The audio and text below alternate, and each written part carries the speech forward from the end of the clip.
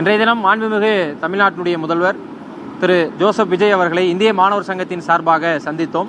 கிட்டத்தட்ட ஒரு 29 கோரிக்கைகள் அடங்கிய தமிழ்நாடு பள்ளி கல்லூரி மாணவர்களுக்கான உடனடி தேவைகள் அடங்கிய ஒரு மெமோரண்டம் மாண்புமிகு முதல்வர் அவர்களிடம் கொடுத்து இதன் மீது இந்த புதிய அரசாங்கம் கவனம் செலுத்திட வேண்டும் என்கின்ற கோரிக்கையை முன்வைத்தோம்.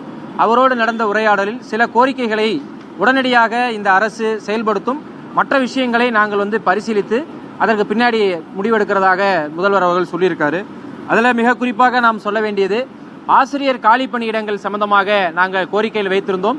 ஆசிரியர் காலி பணியிடங்கள், கல்லூரி பேராசிரியர் அதே போல பள்ளி ஆசிரியர் காலி பணியிடங்களை உடனடியாக நிரப்புவதாகும்.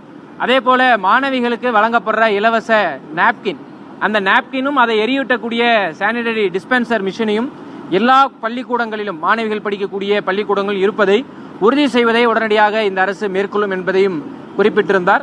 அதே போல அடிப்படை கட்டமைப்பு வசதிகள், அரசு பள்ளிகளில் இருக்கக்கூடிய அடிப்படை கட்டமைப்பு வசதிகளை உடனடியாக மேற்கொள்வதற்கு நாங்கள் கோரிக்கை வைத்திருந்தோம். அதையும் அவர் மேற்கொள்வதாக தமிழ்நாட்டினுடைய முதல்வர் உறுதியளித்திருக்கிறார். அதே போல பகுதி நேர ஆசிரியர்களுடைய கோரிக்கையும் எங்களுடைய கோரிக்கையில் வைத்திருந்தோம். பகுதி நேர ஆசிரியர்களை பணி நிரந்தரம் செய்ய வேண்டும் என்பது, அது சம்பந்தமாகவும் பரிசீலித்து உடனடியாக முடிவெடுப்பதாகவும் மாண்புமிகு முதல்வர் அவர்கள் குறிப்பிட்டிருக்கிறார். இதில் நாங்கள் மாணவர் ஜனநாயக பேரவை தேர்தல்களை நடத்துவதற்கான ஏற்பாடு போனோம். அதற்கான ஒரு கமிட்டி அமைக்க வேண்டும் என்பதை சொல்லியிருந்தோம்.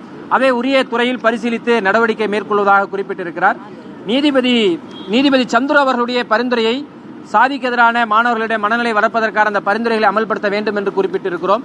அதே போல மாணவர்களுக்கான RTE அதை முறையாக அந்த 25 விழுக்காடு முறையாக கிடைப்பதும், ஆண்டுதோறும் தடையில்லாமல் அந்த சேர்க்கை நடைபெறுவதை உத்தரவாதம் செய்வோம் என்று சொல்லோம். அதையும் மாண்புமிகு முதல்வர்கள் இந்த ஆண்டு முதல் அதை உறுதியாக நாங்கள் செய்வோம் என்பதையும் குறிப்பிட்டிருக்கிறார்.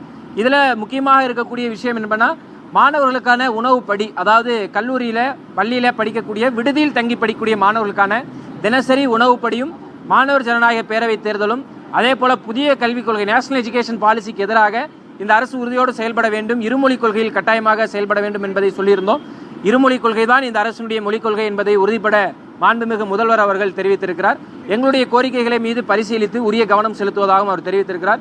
மேலும் அடிக்கடி மாணவர்களுடைய பிரச்சனை சம்பந்தமாக சந்திப்பதற்கு வாய்ப்பு இருக்கும் நேரத்தில் இந்த அரசோடு நீங்கள் எந்நேரமும் ரெப்ரசன்டேஷன் பண்ணலாம் என்கின்ற உறுதியும் கொடுத்திருக்கிறார்.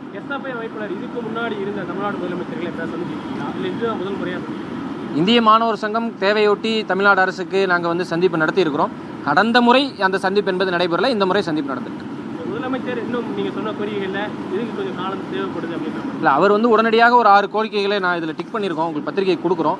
அதை உடனடியாக பரிசீலிக்கிறதில்ல, அது உடனடியாக நான் இம்ப்ளிமெண்ட் பண்ணுறேங்கிறத வாக்குறுதி கொடுத்துருக்காரு. மற்ற கோரிக்கைகளை சம்பந்தப்பட்ட துறைகளோடு பரிசீலித்து அதில் என்ன சேஞ்சஸ் பண்ண முடியுங்கிறத நாங்கள் பண்ணுறோங்கிற உறுதியும் கொடுத்துருக்காரு.